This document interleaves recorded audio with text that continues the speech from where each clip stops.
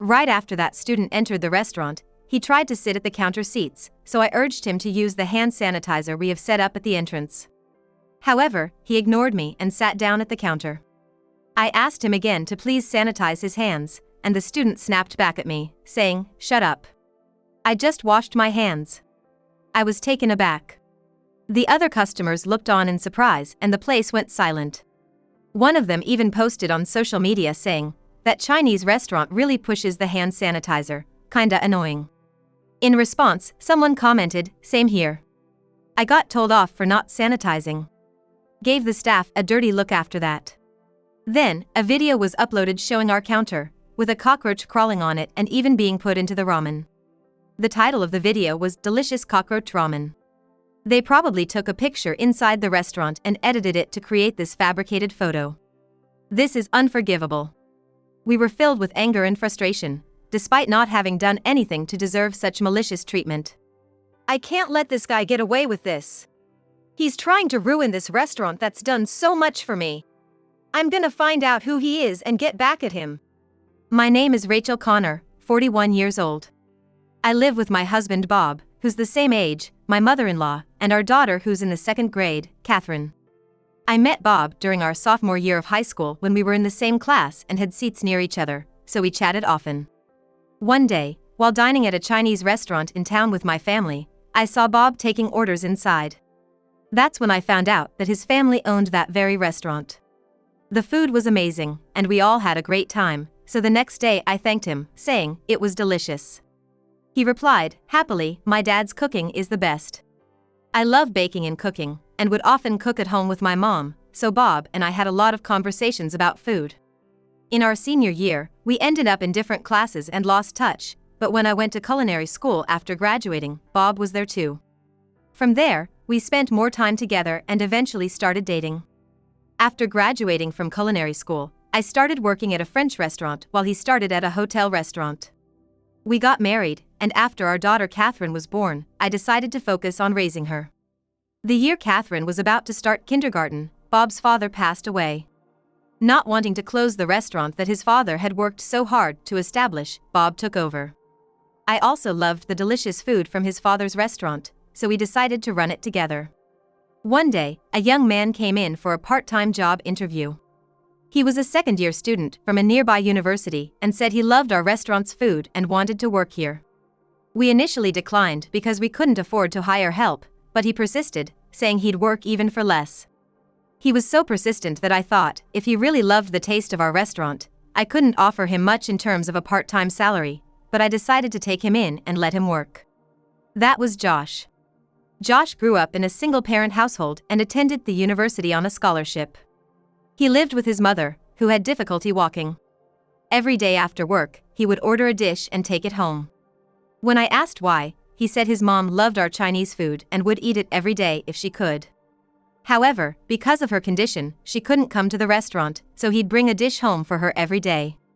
Upon hearing that, my husband started making 2 servings of meals or sets for him from that day on. Josh said he couldn't pay, but my husband responded, "Don't be so formal about it," and provided it for free. We both wanted as many people as possible to enjoy our restaurant's dishes, so we never even considered charging him. Then one weekday during lunchtime, a blonde college student came in. Right after he entered, he tried to sit at the counter, so I reminded him to use the hand sanitizer at the entrance. However, he ignored me and just sat down.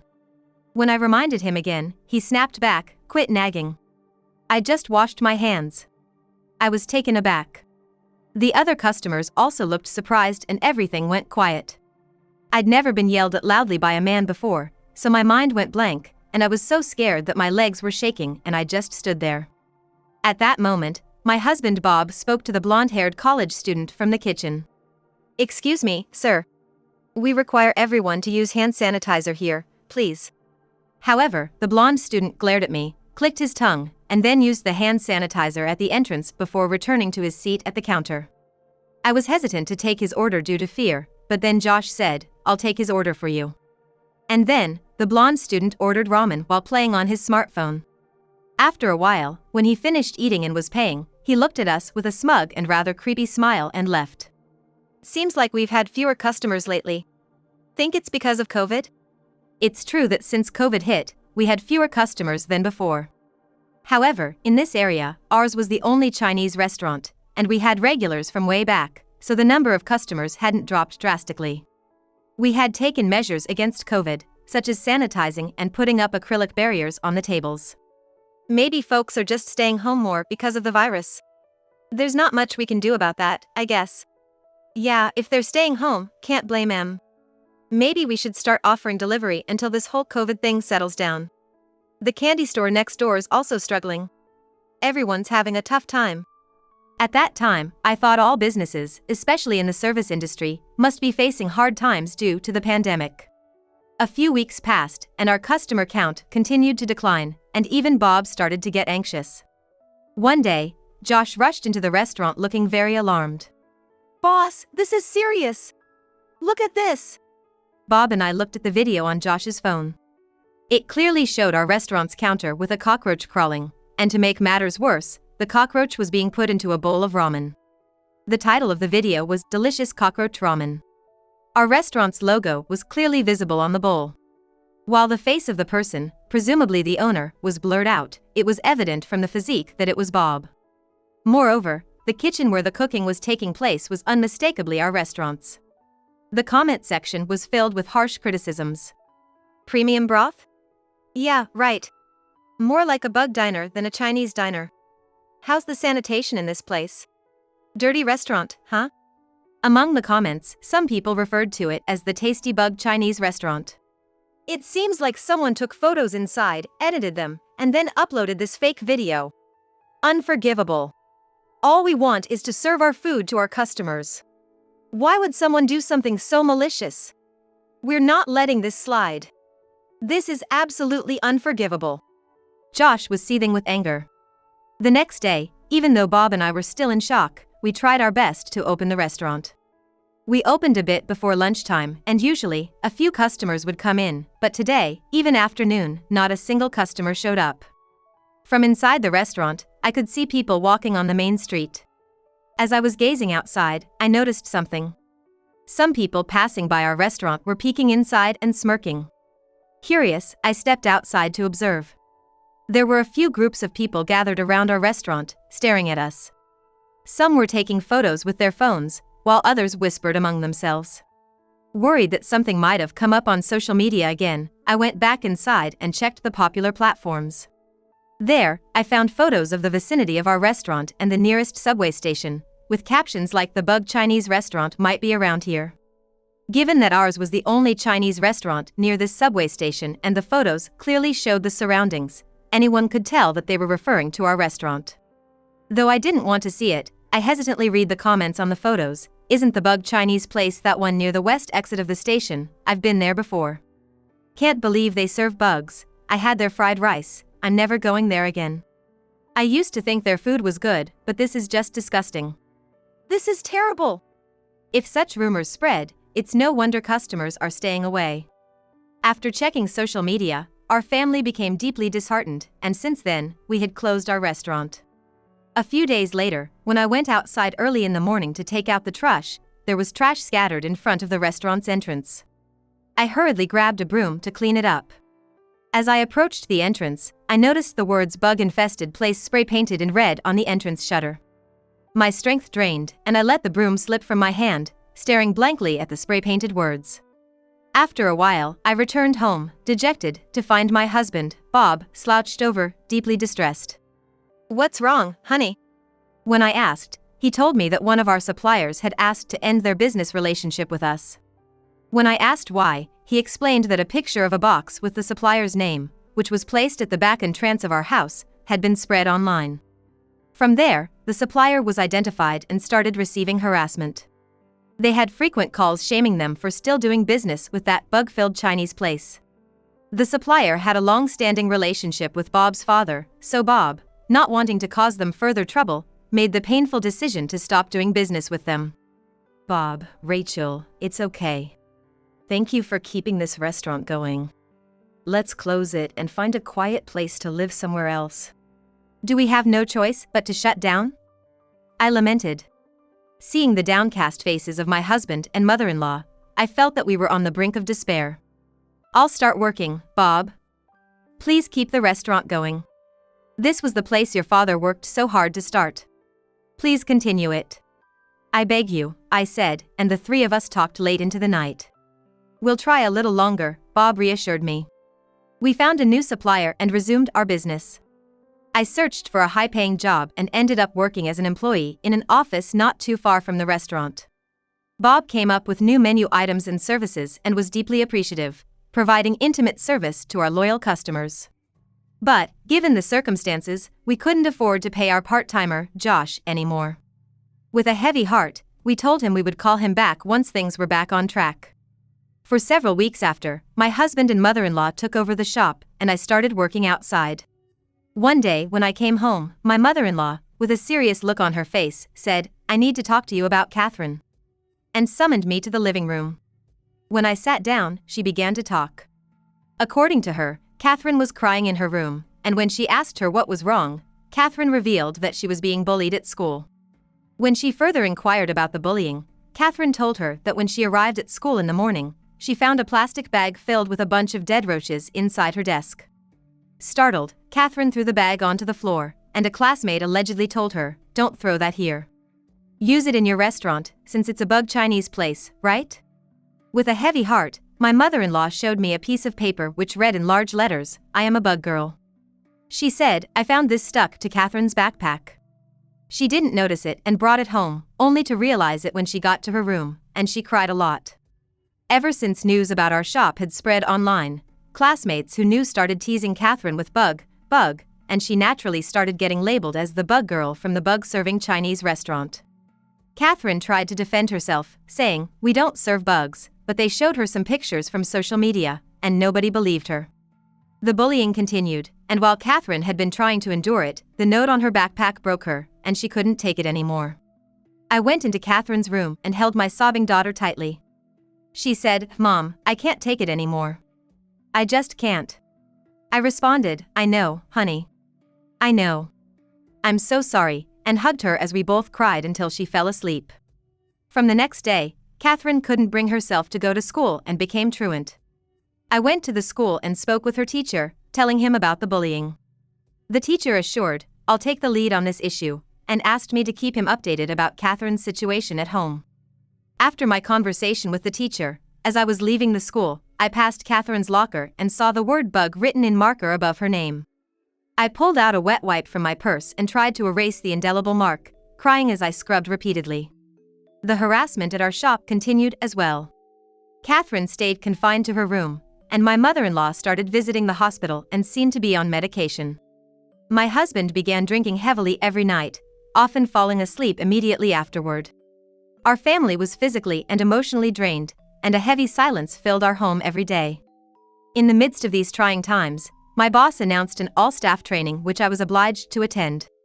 I wasn't in the mood to attend such training, but I couldn't refuse for fear of being fired, so I decided to participate in the 3-day event. On the second night of the training, after dinner, as everyone was heading to their rooms, the executive told me, "I need to discuss some work with you," and called me into his room. Normally, I wouldn't have gone into a man's room alone, but perhaps I was mentally broken at that moment. Thinking there might be some work issue, I entered his room. He offered me a drink and, after a while, said, "Your restaurant's going through a tough time, huh?" I realized then that even here, people knew about the shop. I guess I was at my wit's end. The executive then handed me an envelope on the table and said, "I'm offering you a new job opportunity. There's $1,000 in here. If you accept the job, I'll give you this as a bonus each time." He then put his hand on my shoulder. "Oh, is that so? $1,000, huh? That amount would really help my living situation."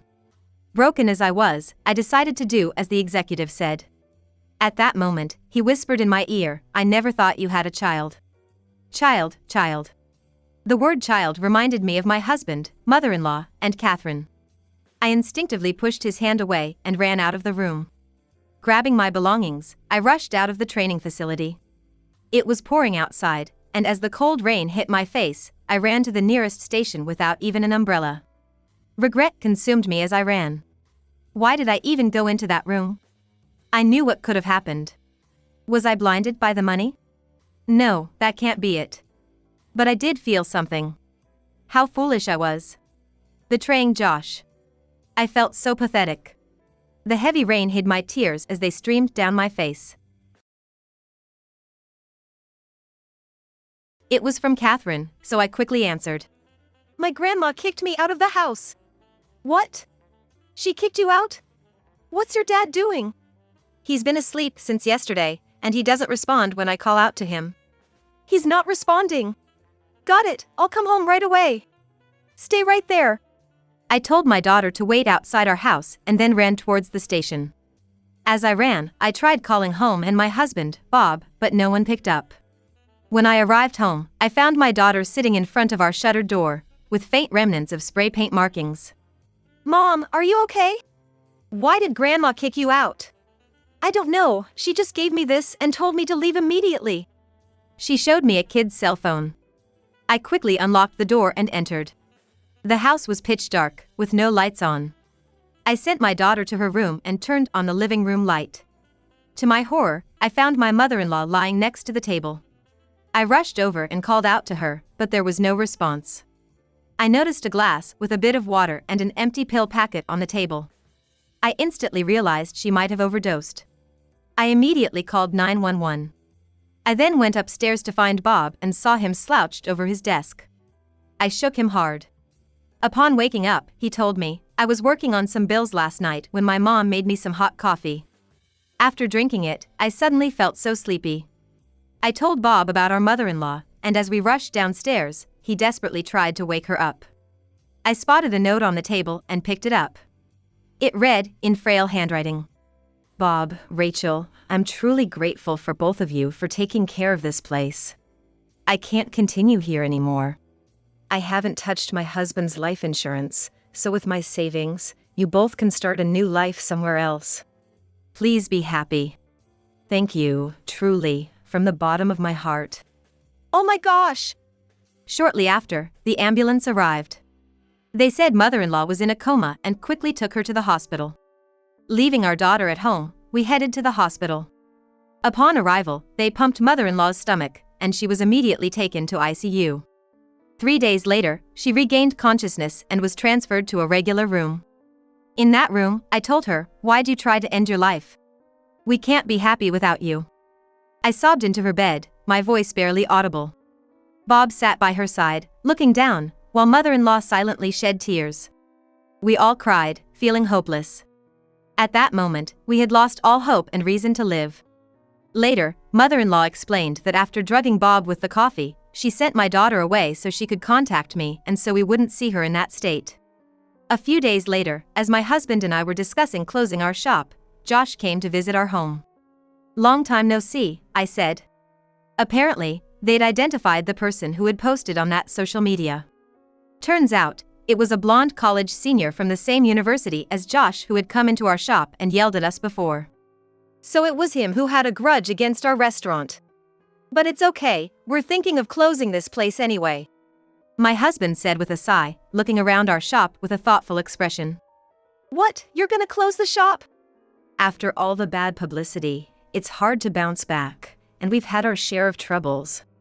We're just worn out. We did our best, but it seems like it wasn't enough. Sorry. If we ever get back on track, please come visit us again. I said, forcing a smile. Seeing me, Josh said, I owe a lot to you too. I won't let this shop go under. I promise. With that, he stood up abruptly, his face hardened, and he left our home. A few days later, as my husband was getting the morning paper from the mailbox, he found several letters inside. Thinking it was another prank, he was about to throw them all away when he noticed one postcard that read, I miss the ramen from your restaurant. Curious, he started reading the letters, and all of them expressed hope for our shop's revival. When I read the other letters that I had initially discarded, they all seemed to say the same thing. We were both puzzled by this, not knowing where they came from. The next day, Josh came over and said with a grin, that blonde dude is quitting school. When asked what he meant, it turned out that the blonde student had ruined his life with that social media post. According to Josh, while many agreed with the negative post about our restaurant, there were also some who criticized it. Josh intentionally highlighted these criticisms and spread them. Then, more and more people started to agree with Josh's voice, and the idea of identifying the individual in question began to spread. A few of Josh's college friends pitched in, and when they shared a picture of a restaurant, they speculated that the person must live in that neighborhood. During their research, they heard about a blonde student who boasted to his friends, "My social media post is blowing up." Guess it went viral after I posted about some restaurant. Josh remembered the student's attitude from when he had visited the restaurant before. Suspecting a connection, he and his friends started to investigate the blonde student's social media. And they hit the jackpot. The student had posted, "Man, that Chinese place kept pushing hand sanitizer on me, got really annoying." A friend had replied, "Yeah? The owner told me to use it once, and after I didn't, I gave the waiter a death stare."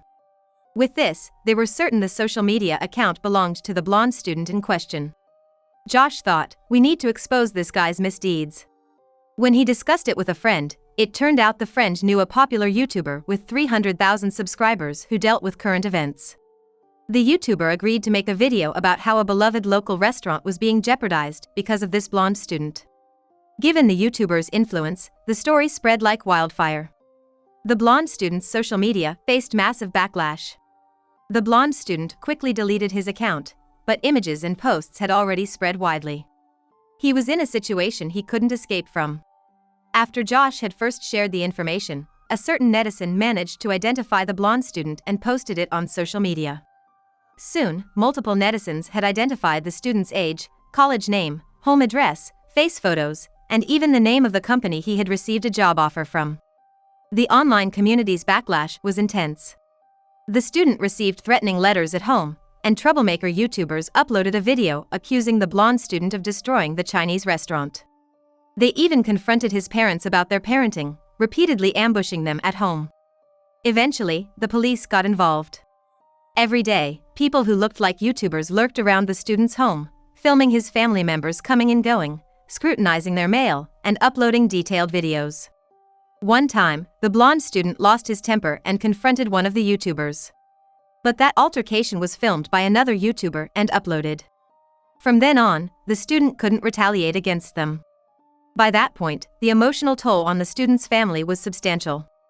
But the attacks from the online community showed no signs of letting up.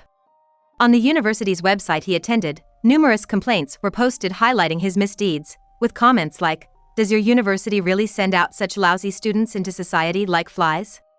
I'd really like to hear what the dean thinks of this."